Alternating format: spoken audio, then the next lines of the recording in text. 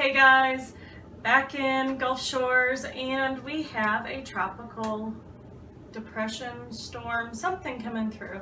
It's been raining for the last 2 days and it is just no fun, so I'm gonna make one of my favorite comfort foods. That was my oven getting to temperature. One of our family favorites is something that we've made for years and years, and I've keto-fied it. And it's really it's a ground beef and broccoli casserole. Now, I make it 2 different ways. One way, I make it just for me and my husband and my one daughter, because we can have dairy. The other way I make it is dairy-free, because my middle daughter is allergic to dairy. So I wanted to show you both ways that I make it. And I want to start out by letting you know, this is about 1.62 pounds of ground beef that I browned up. In this pan, while I was browning it, I put salt, rosemary, and a touch of anise seed because it gives it a little bit of an Italian flavor. And I really enjoy that for this casserole. The other thing that I did for my one daughter is I made up 2 slices of bacon. I just chopped it up and sauteed it until it was nice and crispy. Now, to put hers together is pretty simple. We're taking some broccoli in an oven-proof dish, and it's frozen broccoli that I got at Dollar General. The entire bag was like $1.62, but I used about 2/3 of the bag. So I would say probably about $1, $1.25 for the broccoli that I'm using in this recipe. So what I'm going to do is I'm just going to layer things. The first thing I'm going to layer is the bacon, because, you know, bacon makes everything better. And she said, "You had me at bacon," when I said I was going to make this tonight. Now I'm going to add a little bit of the bacon grease over the top of that, and I'm just going to really lightly drizzle it, because she doesn't have anything that will make it into a creamy sauce. So then the next thing we're going to do is I'm going to add some of this ground beef, and really, because she's already got bacon, probably just like 2 to 3 ounces of the ground beef. And then on top of that, we have some leftover spaghetti sauce that she made. My kids, they are not keto 100%, but we do eat very cleanly, so this is organic spaghetti sauce. And if I was I make my own spaghetti sauce, but since we're on this trip, I just let them buy the spaghetti sauce. So I'm gonna put that over the top and make this into like a nice little topping. And then I'm just going to spread it out to cover everything. So as you can tell, it's really simple to make.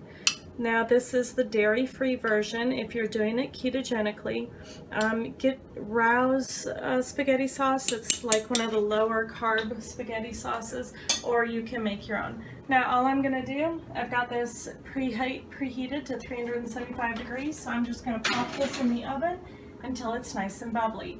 Now, for our casserole, what I'm gonna do is I've already got the ground beef, and I really didn't drain it. It's still got some of the nice grease still in there. So the next thing I'm gonna do is add in a whole block of cream cheese.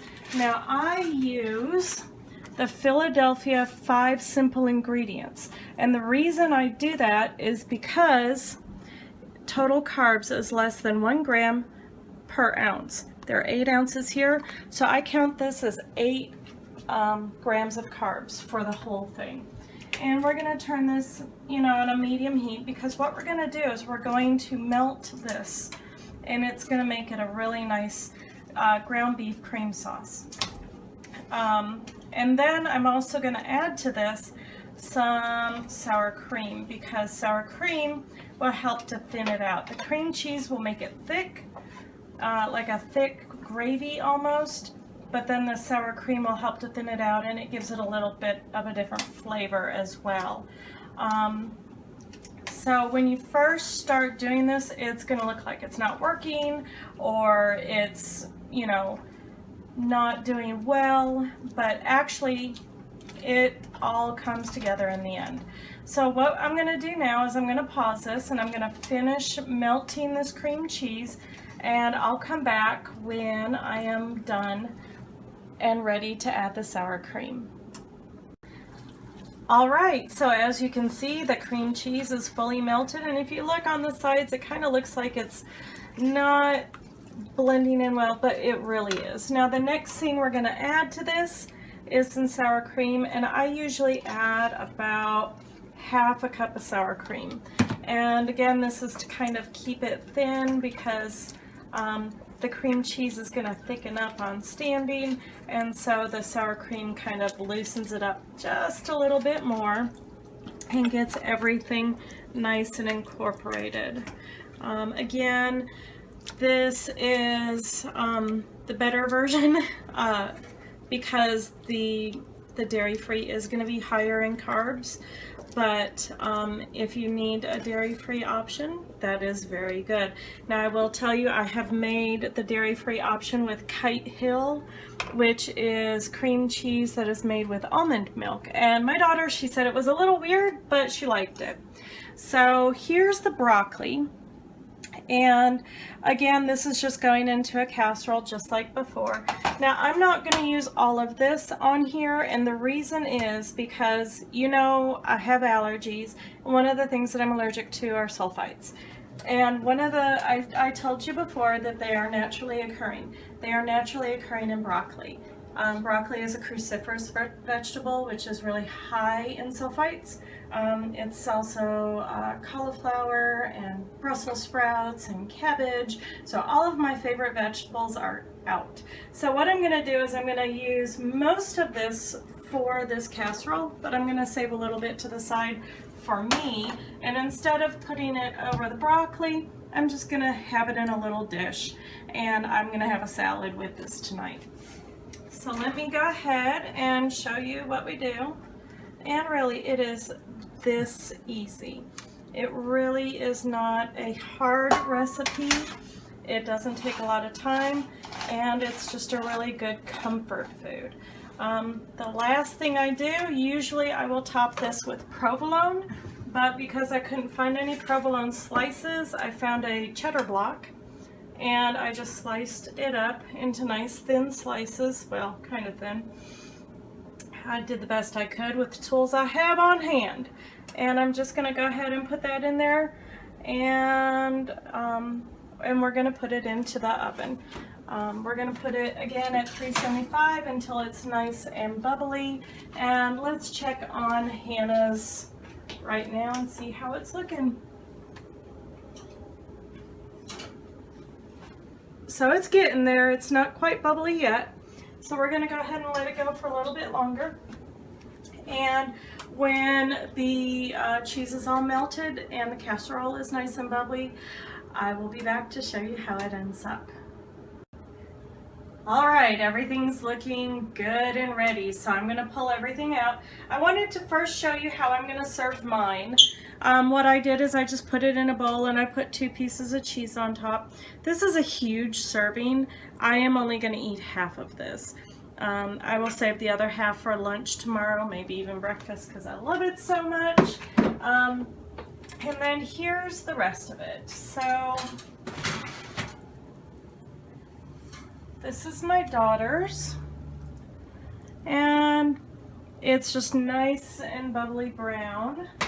And then this is for my husband and my other daughter. As you can tell, it's nice and bubbly on the edges. The cheese is really melted very well. This is going to be a serves 6 kind of thing because it does have so much cream cheese and broccoli in it. So what I'm going to do now is I'm going to get a little serving out so that you can see what it looks like. So bear with me for just a moment. All right, so here we go.